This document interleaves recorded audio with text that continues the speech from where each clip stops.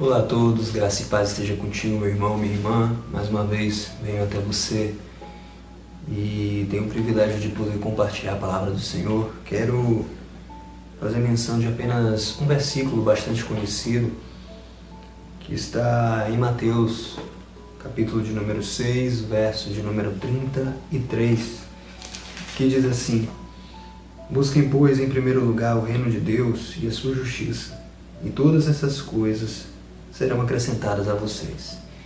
Esse texto é bastante conhecido e às vezes citado por muita gente de forma equivocada. Muita gente, ao fazer leitura ou citação desse texto, o faz dizendo: busque em primeiro lugar o reino de Deus e a sua justiça, e todas as coisas serão acrescentadas, como se aqui Jesus estivesse promovendo uma forma de barganha com Deus, de forma que se eu buscar, logo Ele me dará tudo o que eu quero. Isso é equivocado, isso é errôneo, isso é totalmente irreal. Da mesma forma que algumas pessoas acabam errando ao pensar que buscar o reino de Deus e a sua justiça tem a ver com se tornar religioso, né, e ser um praticante assíduo de liturgias e tradições religiosas. Não é nada disso. Na verdade, Jesus está aqui falando de algo extremamente pertinente, principalmente para os nossos dias, que são dias de tantas ansiedades. Jesus começa a dizer que nós não devemos nos preocupar com a nossa própria vida. Imagine você o quão escandaloso é ouvir isso nos nossos dias. Não se preocupem com a sua vida quanto ao que comer, beber e vestir. Jesus está dizendo: não andem ansiosos, preocupados, fadigados quanto à subsistência de vocês, à sobrevivência de vocês. Ao dizer isso, Jesus não está diminuindo, menosprezando ou tornando totalmente irrelevante a busca por sobrevivência ou por coisas necessárias à sobrevivência, como comer, beber e vestir. Na verdade, o que Jesus está fazendo aqui é tirando um fardo de nossas costas. Jesus está dizendo que as necessidades humanas são de responsabilidade divina. Imagine você, as necessidades básicas, a sobrevivência, a subsistência humana, Jesus está dizendo, é de responsabilidade de Deus, do Pai, é minha. Por isso ele vai dizer: olha, os passarinhos, eles não juntam em celeiros, eles não andam ansiosos com as coisas, mas o Pai acrescenta a eles todos os dias o que comer. Qual que é o papel deles? Apenas sair em busca, e eles acham. Ele diz: olha os lírios dos campos, que não tecem suas vestes, mas nem Salomão em todo o seu esplendor, riqueza, se vestiu de tamanha beleza. Mas a gente está falando de pássaro e de flor. Pássaros caem mortos, flores são lançadas ao fogo, são usadas para outras coisas. Imagine vocês, homens, seres humanos, constituídos à imagem e semelhança de Deus. Se vocês, sendo maus, sabem dar boas coisas aos vossos filhos, quem dirá o Pai Celestial não dará a vocês aquilo que vocês precisam? O que Jesus está dizendo é que é inconcebível vivermos com a ideia de que um filho precisa andar preocupado como quem acorda no meio da noite, bate na porta do quarto dos pais e pergunta: papai, amanhã vai ter o que comer? Mamãe, amanhã vai ter o que vestir? Papai, amanhã vai ter o que beber? Ele está dizendo: acreditem, confiem, saibam que essas coisas o Senhor sabe que vocês precisam, como fruto de generosidade, bondade, graça e poder, Ele oferece a vocês cotidianamente. Alguém logo pergunta: e por que tem fome no mundo? Existe desigualdade, fome e escassez para pessoas?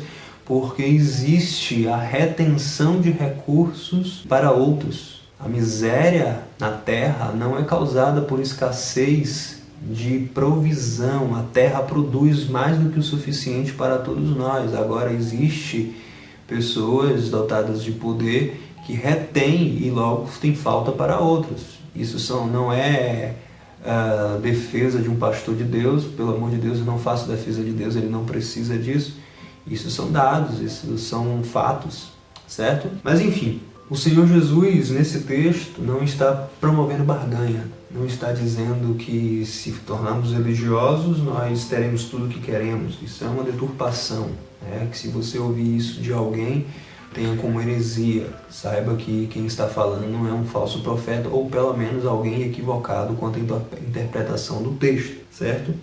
O que na verdade Jesus está fazendo é redirecionando o nosso foco. A gente sabe que nós passamos a maior parte do tempo da nossa vida, gastamos a maior parte da nossa força buscando justamente essas coisas das quais Jesus disse que a gente não deveria andar tão ansioso. A gente busca a maior parte do tempo a garantir o que comer, beber, vestir ou onde morar. Mas Jesus redireciona o nosso foco dizendo: por mais que essas coisas sejam necessárias, e repito, o Senhor sabe e os dará a vocês, mas existe algo essencial, fundamental à existência de vocês, e isso deve ser a prioridade, a saber, vocês precisam conhecer o reino de Deus e a sua justiça. O reino de Deus e a sua justiça. Jesus, na verdade, está nos convidando à origem. Jesus está dizendo: vocês precisam reconhecer novamente o seu Criador. Vocês precisam reconhecer a motivação pela qual vocês foram criados. Entender ou reentender o propósito para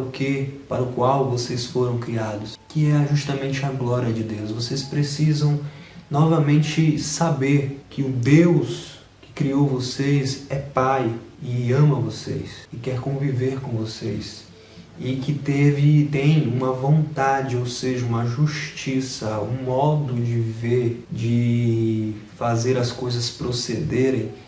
E essa vontade dele deve ser materializada, concretizada, aceita por vocês, porque ela é a correta, ela é a verdadeira. De forma que o reino e a justiça de Deus nos recoloca na condição de criaturas, de pessoas que foram criadas, que não são donas das coisas, mas que coexistem com as coisas criadas por um só Criador. De forma que o que Jesus está dizendo ao falar do reino de Deus e a sua justiça é traçar um paralelo com o que os seus ouvintes estão vivenciando.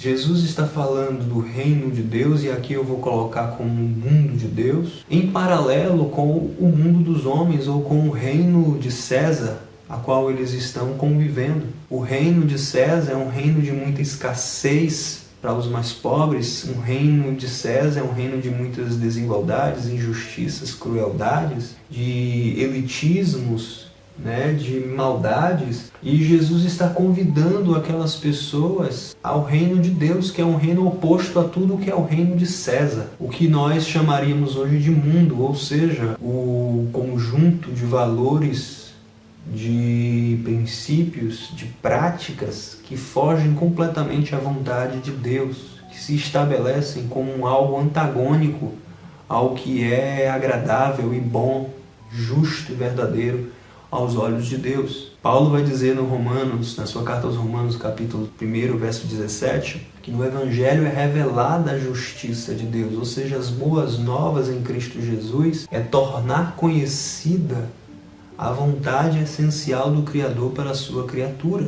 De forma que, quando Jesus anuncia o Evangelho, as boas novas, Jesus está nos reensinando o que é a vontade de Deus e nos recolocando na convivência com o Senhor. Sendo assim, Jesus aqui nos convida a aprender a sermos iguais, a não estabelecer hierarquias cruéis, perversas, que geram desigualdade, elitismo, que desfavorecem pessoas por características diferentes. Jesus está nos convidando a inserir a todos de forma igual, justa, amorosa, promovendo oportunidades iguais a todos, quando ele fala a uma multidão de pessoas que no reino de César são desfavorecidas, são pobres, são impedidas de conviverem ou de coexistirem com uma determinada casta social, muitos deles impedidos de sequer expressar sua fé no templo, no lugar de adoração, no lugar sagrado, muitos deles chamados de impuros pelo simples fato de serem pobres ou de terem algum tipo de deformidade ou ter algum tipo de status social não bem bem visto ou quisto, Jesus está falando para uma multidão de pessoas que aos olhos daquela sociedade, daquele mundo, são totalmente perdidas. Está dizendo, olha, no reino de meu Pai existe espaço para você que chora, porque no reino de meu Pai você será consolado. Para você que é puro de coração e nesse reino de César, nesse mundo cruel, nesse mundo cão, que jaz no maligno, é chamado de besta, de ingênuo, na verdade, você vai herdar a terra. Para você que tem fome e sede de justiça, você vai encontrar saciedade no reino de meu Pai, à medida que no reino de César você só encontra fome, você continua com escassez. E você que luta por causa da justiça, ao invés de ser perseguido, maltratado, diminuído, tido como contraventor, bandido, na verdade, você tem que se alegrar, exultar, ficar feliz, porque fizeram a mesma coisa com aqueles que foram antes de vocês e que no fim das contas eram meus servos, ou seja, eram conforme a minha vontade. Jesus, ao nos convidar a buscar em prioridade, olha só, em primeiro lugar, ter como prioridade da vida, está querendo nos ensinar os valores de dignidade, de valorização. Vocês são o sal da terra e a luz do mundo. Ou seja, sem vocês a terra não tem gosto, não tem sabor. Sem vocês é tudo trevas, nada se enxerga de bom. Jesus está nos ensinando a ser mansos, a oferecer outra face, novas oportunidades, a não guardar rancor, a perdoar, a amar, a ser grato, porque como sendo eu um ser que transita entre o bom e o mal, certo e errado, justiça e injustiça, ainda assim o Senhor faz o sol nascer todos os dias para mim, sendo eu justo ou sendo eu justo, sendo eu bom ou sendo eu mal. O céu nos dá sol e nos dá chuva com a graça de Deus. Viva em gratidão. Jesus está nos ensinando a vir para o reino do Pai, porque no reino do meu Pai ninguém é juiz a não ser Ele. Só Ele pode estabelecer justiça, porque só Ele é justo. Todos nós somos réus. Mas nos convida e a gente pode ir em paz, porque na justiça de Deus, um fator chave é a graça. É o favor imerecido. Independente de quem eu sou, de onde venha, o que faça, para mim está sempre à disposição a misericórdia e o amor divino. Então, a vida é mais do que comer, beber e vestir. A nossa peregrinação neste mundo é o processo de reaprender a caminhar com Deus segundo a vontade de Deus, porque é Deus que sabe o que de fato é verdadeiro, bom e agradável. É isso. Não é barganha, não é buscar a Deus para ter o que se quer, não é usar Deus para ter o que se quer. Na verdade, é redirecionamento de foco, de propósito. A gente existe e caminha na fé de que devemos buscar, experimentar, viver, conhecer o reino de Deus, a presença de Deus, as coisas de Deus, a justiça de Deus, porque todas as outras coisas é complemento. Comer, beber e vestir é complemento e nos é dado de graça, como fruto de bondade. De forma que eu te convido, amado, a caminhar na direção do reino de Deus, conhecendo a Cristo Jesus, reaprendendo a amar, temer, a obedecer ao Senhor, a viver humildemente como criatura diante de um Senhor Criador, sem medo, porque Ele é bom, porque Ele nos ama, porque Ele é Pai. Caminhar com toda a leveza, porque o jugo dele é suave, o fardo dele é leve. Eu te convido a caminhar na justiça e no reino de Deus, e enquanto você caminha, vai comendo da mesa que Ele coloca para você, vai bebendo daquilo que Ele oferece a você, vai sendo vestido por Ele, sem vaidades, sem a necessidade de ser melhor, maior do que quer que seja, caminhando como iguais, caminhando como quem foi alcançado pela graça, mesmo não sendo merecedores, como quem foi redimido na cruz do Calvário. Eu te convido a essa vida, eu te convido a essa fé, eu te convido a Cristo Jesus, o autor e consumador da nossa existência. Que Deus te abençoe.